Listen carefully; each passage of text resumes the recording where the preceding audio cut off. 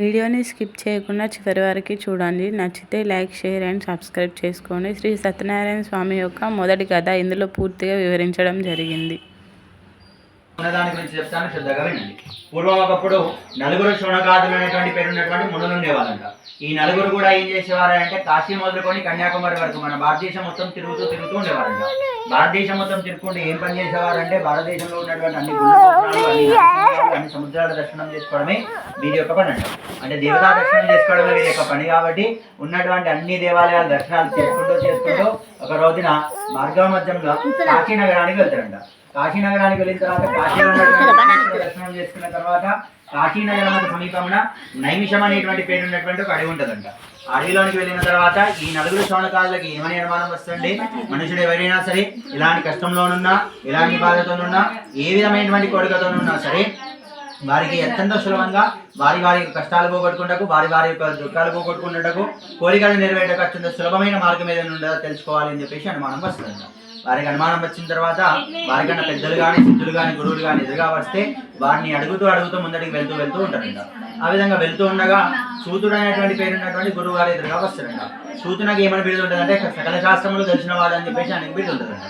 మరి సుత మహామునికి అన్ని తెలిసి ఉంటారు కదా, మనకు అనుమానం చేస్తాడు కావచ్చు అని చెప్పేసి గురువుగారి దగ్గర వెళ్ళేసి నమస్కారం చేసి ఏమని అడుగుతారంటే, అయ్యా మాకు ఒక అనుమానం వచ్చింది, మనుషులు ఎవరైనా సరే ఇలాంటి కష్టంలోనున్నా సరే, ఏ విధమైనటువంటి బాధతోనున్నా సరే అత్యంత సులభంగా వారి కష్టం పోగొట్టుకుంటకైనా, కోరిక నెరవేటకైనా ఏదైనా ఉపాయం ఉంటే చెప్పమయ్యా అని చెప్పేసి అడుగుతారండి.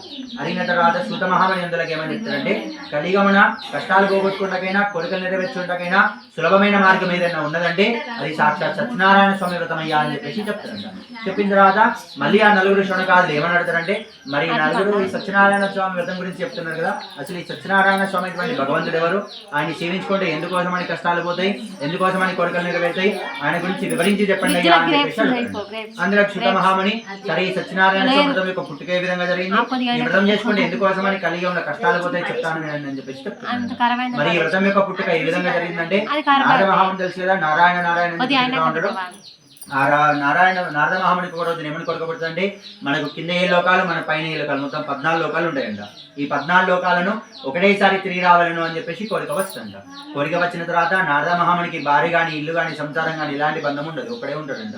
ఆ విధంగా ఎలాంటి బంధం లేకపోక కింద భువర్లోక, శివర్లోక, మహాలోక, జనలోక, తపలోక, సత్యలోకాలు తిరుక్కుంటూ మార్గ మధ్యమున భూలోకమునకు వస్తాడంట. భూలోకమునకు వచ్చేసరికి భూలోకమున కలియుగం ప్రారంభమవుతుందంట. కలియుగమున కలిపురుషుడు అనేటువంటి ఒక రాక్షసుడు ఉంటాడంట. ఆ రాక్షసుని యొక్క మాయ వల్ల మనుషులందరూ కూడా కష్టాలు పడుతూ ఉంటారంట. కొందరి కట్టమందుకు మంచి బట్టలు దొరకంట, కొందరికి తిండి దొరకదంట, కొందరికి ఆర్థిక సమస్యలు ఉంటాయి, కొందరికి ఆరోగ్య సమస్యలు ఉంటాయంట. మనుషులకి మధ్య ప్రేమానురాలు లేకుండా ఈర్ష్యాసులు పెంచుకొని గొడవలు పెట్టుకుంటూ బతుకుతూ ఉంటారంట. ఈ విధంగా కలియుగంలో ఉన్నటువంటి మనుషులందరూ కూడా నానా విధమైనటువంటి కష్టాలు అనుభవిస్తూ ఉంటారంట. కలియుగంలో ఉన్నటువంటి మనుషులను చూసిన నారద మహాముని ఏమనుకుంటారంటే, భూలోకంలో మనుషులు బాగా కష్టాలు పడుతున్నారు, కష్టాలకు గల కారణం ఏమిటి తెలుసుకోవాలని చెప్పేసి తన ప్రయాణంలో భాగంగా విష్ణులోకంలోనికి వెళ్తారంట. విష్ణులోకంలో శ్రీ మహావిష్ణువు శేషతల్పైన పైన పడుకొనేసి 4 చేతుల్లో శంఖము, చక్రము, గదా, పద్మము అంటే తామరపు ధరించేసి దీపజ్యోతిని వెలిగిస్తే ఏ విధంగా వెలుగుతూ ఉంటుందో ఆ విధంగా దీపజ్యోతి లాగా భగవంతుడు దేదీప్యమానంగా వెలుగుతూ ఉన్నాడంట. ఆ విధంగా భగవంతుని చేసిన తర్వాత నారద మహాముని వెంటనే 2 చేతులు జోడించేసి నమస్కారం చేస్తాడంట. ఏమని నమస్కారం చేసిండాట, నమో వాగ్మా నా సీతరూపాయ శక్తే ఆది మధ్యాంతరితాయ నిర్గుణాయ గుణాత్మని భక్తార్తినాశాయ శ్రీనివాసాయ నమోస్తుతే అని చెప్పేసి భగవంతుడికి నమస్కారం చేసిండాట. ఆ విధంగా నారద మహాముని చేసినటువంటి శ్లోకం యొక్క అర్థం ఏంటంటే, భగవంతుడా నీవు ఈ విధంగా ఉన్నావని మన మనసుతో ఊహించుకుందామంటే మన ఊహకి అందని వాడంట భగవంతుడు. ఆయన గురించి ఎంత ఊహ చేసుకున్నా తక్కువనే అవుతుందాడు కానీ ఆయన మాత్రం మన ఊహకి అందినవాడంట. తర్వాత మాటలతోనే వివరించి చెప్తామనంటే మన మాటలకు కూడా అందినవాడంట భగవంతుడు. భగవంతుని గురించి మనసుతో ఊహించుకోలేమంట, మాటలతో కూడా వివరించలేనటువంటి అతీతమైనటువంటి రూపం ఉన్నవాడు నీవే తండ్రి అని చెప్పేసి భగవంతుడికి నమస్కారం చేసిండంట.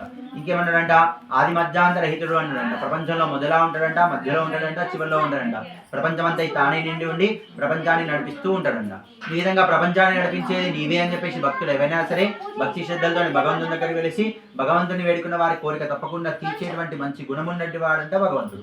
ఈ విధంగా నారద మహాముని నారాయణమూర్తిని స్తోత్రం చేసిన తర్వాత నారదుని చూసినటువంటి శ్రీమన్ నారాయణమూర్తి ఏమని అడుగుతారంటే, నారద పని కట్టుకొని వచ్చినాము, విషయం చెప్పమయ్యా అని చెప్పేసి అడగగా నారదుడు ఏమంటారంటే, భూలోకన మరి మనుషులు బాగా కష్టాలు పడుతున్నారయ్యా, కష్టాల గల కారణం ఏమిటి అని చెప్పేసి అడుగుతారంట. అడిగిన తర్వాత కలియుగమున కలిపురుషుడు అనే రాక్షసుడు ఉన్నాడు, రాక్షసుని మాయ మంది మనుషులందరూ కూడా కష్టాలు పడుతున్నారయ్యా అని చెప్పేసి చెప్పగా, మరి రాక్షస మాయను తొలగించటకు భక్తులను కాపాడటకు మీరేమి చేయలేరా తండ్రిని అని చెప్పేసి అడుగుతారంట నారద మహాముని. అందుకు నారాయణమూర్తి ఏమని చెప్తారంటే, కలియుగమున నేను సత్యనారాయణ స్వామికి అవతారం పొంది ఉంటాను, నా యొక్క అవతారాన్ని ఎవరైతే పూజిస్తారో వారు బ్రతుకున్నంత కాలం సుఖ సంతోషాలతో ఉండరు, అంతేకాకుండా కోరుకున్నటువంటి కోరికలు కూడా నెరవేరుతాయ్యా అని చెప్పేసి చెప్తారంట. చెప్పిన తర్వాత నారద మహాముని మరి ఈ వ్రతాన్ని ఎప్పుడు చేసుకోవాలయ్యా, ఎక్కడ చేసుకోవాలి, ఎవరి వ్రతం చేసుకోవాలి, అదంతా వివరించి చెప్పమయ్యా అని చెప్పేసి అడుగుతారంట. అందులకు నారాయణమూర్తి ఏమని చెప్తున్నారంటే, ఈ వ్రతమును వైశాఖ మాసంలో కానీ, కార్తీక మాసంలో కానీ, శ్రావణ మాసంలో కానీ, మాఘమాసంలో కానీ చేసుకోవచ్చయ్యా అని చెప్పేసి చెప్పిండంట. మరి ఈ నెలలలో ఈ తిథులలో వీలు గడపోతే ఎప్పుడైనా సరే భక్తి శ్రద్ధలతోని ఈ సత్యనారాయణ స్వామి వ్రతమును ఆచరించవచ్చునంట. సత్యనారాయణ స్వామి వ్రతానికి దిద్వార ముహూర్తాలు చూసుకోవాలి, మంచి రోజు ఉంటేనే చేసుకోవాలి, మూడవ రోజు చేసుకోవద్దు అనేటువంటి నియమం ఏమీ లేదంట. ఎప్పుడైనా సరే సత్యనారాయణ స్వామి వ్రతమును ఆచరించవచ్చునంట. భక్తి శ్రద్ధలతోని సత్యనారాయణ స్వామి వ్రతమును ఏ రోజైనా ఆచరించవచ్చు అని చెప్పేసి చెప్పినాడంట. మరి చేసుకునే రోజున ఏమేం చేయాలంటే, పొద్దు కూడా ముందు నిద్రలేసి తలస్నానం ఆచరించేసి సత్యనారాయణ స్వామి దగ్గరికి వెళ్ళేసి, దేవాదిదేవ ఈ రోజు నీ అనుగ్రహం పొందుటకో, లేకపోతే ఈ కష్టం పోగొట్టుకుంటకో, ఈ కోరిక తీర్చుకుంటకో ఈ రోజు ఈ వ్రతము చేయదలిచినాను, చేసేటువంటి శక్తిని నాకు ప్రసాదించండి తండ్రి అని చెప్పేసి భగవంతుని వేడుకోవాలంట. వేడుకున్న తర్వాత పూజ సామాన్ల కోసం అని చెప్పేసి బజార్లోకి వెళ్ళేసి పూజా సామాన్లను తీసుకొని రావాలంట. తర్వాత తన బ్రహ్మణులని బంధువులని పిలుచుకొని రావాలంట. భక్తి శ్రద్ధలతో స్నానం ఆచరించి కొత్త వస్త్రాలు కట్టుకొని మనం ఎక్కడైతే పూజ చేయదలిచినామో అక్కడ ఆవు పిండితో నలిగేసి వరిపిండితో కానీ, గోధుమ పిండితో కానీ, పసుపు కుంకుమలతో కానీ ముగ్గులు పెట్టుకోవాలంట.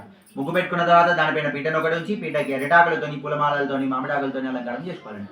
మరి ఎందుకోసమని ఈ విధంగా ముగ్గులు పెట్టుకోవాలి, ఎందుకోసమని అరిటాకులు మామిడాకులతో అలంకారం చేసుకోవాలంటే, శ్రీమన్ నారాయణమూర్తి అవతారమైనటువంటి సత్యనారాయణ స్వామి అలంకార ప్రియుడంట. మనం ఎంత మంచి అలంకారం చేస్తే భగవంతుడు అంత సంతోషపడతారంట, తృప్తి పొందుతారంట. భగవంతుని తృప్తి పొందించాలని చెప్పేసి ఈ విధంగా అరిటాకులతోని, మామిడాకులతోని అలంకారం చేయాలంట. ఆ విధంగా అలంకరించుకున్నటువంటి పీట పైన కొత్త వస్త్రం పరిచి బియ్యం పోసి కలశం చెంబును ఉంచుకోవాలంట. కలశం చెంబును రాగిది ఉన్న వాళ్ళు రాగిది, వెండిది ఉన్న వాళ్ళు వెండిది, స్టీల్ది ఉన్న వాళ్ళు స్టీల్ది, అది అయిన వారు మట్టిదైనా సరే పెట్టుకోవచ్చునంట. అంతేకాక రాగి చెంబునగా స్టీల్ది పెట్టుకుంటాం, స్టీల్ ఉండగా మట్టిది పెట్టుకుంటాం వల్ల మాట మాత్రం మాట్లాడద్దంట. తర్వాత సత్యనారాయణ స్వామి విగ్రహాన్ని ఏర్పాటు చేసుకోవాలంట. విగ్రహం శక్తి ఉన్న వారు బంగారంతో చేసి పెట్టుకోవచ్చునంట. లేని వారు వెండిది, అది లేని వారు పంచలోహలి, అది లేని వారు ఫోటో రూపంలోనే ఆరాధన చేసుకోవచ్చునంట. అంతేగాని విగ్రహం నందు మాత్రం కృష్ణార్థనం చేయొద్దంట.